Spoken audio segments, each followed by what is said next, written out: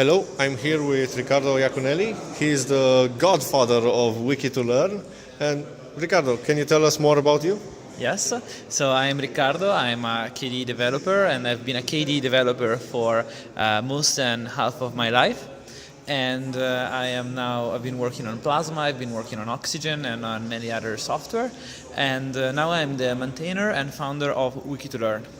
Wow, quite a few projects. So can you tell us more about Wiki2Learn and what is it and how does it go together with KDE? So Wiki2Learn is one of the newest KDE projects and one of the most diverse ones, as it's really not in the comfort zone of what KDE used to do originally, which is software related in some ways to desktop. Wiki2Learn is a wiki, as you might imagine, which aims to create collaborative textbooks to be used in universities, in high schools and in research, networking and working together with the greatest academical partners and research institutions and research laboratories. And we are part of KDE because KDE is a great open source community that does free software and does free knowledge and that has values that we believe in, and so we are part of the KDE community. Also, we integrate some of the KDE software inside Wiki2Learn and vice versa. For example, we have been developing as part of Google Summer of Code a desktop client and a mobile client, which is all the same software, which uses Qt and QML and is going to use Kirigami. And do you know something about it? Oh, I know something about it, but you already covered most of my questions in one single line. No problem. It's great. So about the desktop client, I was the mentor for that project, and the project's pretty much done. We just have to tune it up and start using Kirigami. Okay, and could you also tell us about who are your partners right now? I know that you also had that sprint at CERN, where I also was with you, where the desktop client idea started.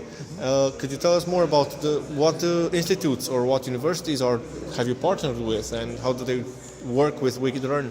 Okay, so there are many academical partners at various different levels of involvement. You have to consider that Wiki2Learn was born almost 1 year ago, but we found support even in great institutions. The first ones who are supporting us were the University of Milano Bicocca, the University of Pisa, a foundation which is called App Software Foundation of Pisa. Is that your hometown? Or? That is my hometown. Okay.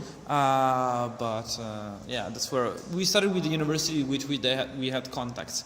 And one of our collaboration of which we are most proud is with the App Software Foundation, which is a foundation with people from the best laboratories such as CERN in Geneva, or Fermilab in Chicago, and other high energy physics laboratories who are using Wiki2Learn for their training activities. So they're putting their documentation and their courses of the courses in computing core physics. So Wiki2Learn is right now very hard content on physics, right? It is for historical reasons. I am a physicist and a big part of the community studies physics or maths, so we have a big content on physics and maths, but we are already expanding. There is going to be in Amrita hackathon about Wiki2Learn, which is also going to be an editathon. This is going to be in the first 2 days of October, and they're going to have professors coming from different departments, from the biosciences to computer science to many other departments. And it is of course open to everybody. It is just that we are a very young project, so we don't have much material yet.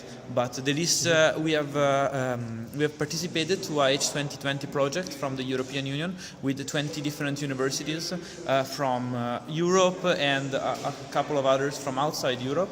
And in general, we're growing the network, so we are seeing a lot of interest from the academia, and we hope to make things grow as more and more partners come and join the project. So Wiki2Learn is big and already growing bigger and bigger with every joining institute, and also how are the contributions? How many contributors do you have? It is very, very hard to count, as in any open source project, how many contributors there are, because there are people who arrived, maybe gave us one book that they wrote, or wrote like 10 chapters and then disappeared. And I don't know if you would count that as a contributor or not. I would say at the sprint of CERN, so kind of hardcore contributors, there were about 50 people. In general, the total number of people that contributed something to Wiki2Learn would be about 200, 300 people. That's a very big number. Yeah, it is. It's also helpful that we can accept many kinds of contributions, so it's easier for people to join and participate, and we've seen some good reception. That would bring me to my last question. How do people find you, and how can people contribute? So they found us on wiki2learn.org. We also have all of our communication channels where I warmly invite you to join, which is at join.wiki2learn.org. And we're also activating to create networks of local communities around an academical institution, or at least around a city, where people can gather, have meetups, have some kind of decisional power, and in general have much more fun. Because like any other open source project, it's the relationship with people which makes everything fun and everything great. And if you can find people who care about the same things that you do, maybe free knowledge and maybe sharing of knowledge and creating better content for everyone, than if you find people from your hometown and you can meet them up in person, that's Okay. great fun. So, thank you very much for this opportunity. Thank you. Okay. Thank you very much for Okay. hosting me here. Okay, so we'll see you again. Bye. Goodbye.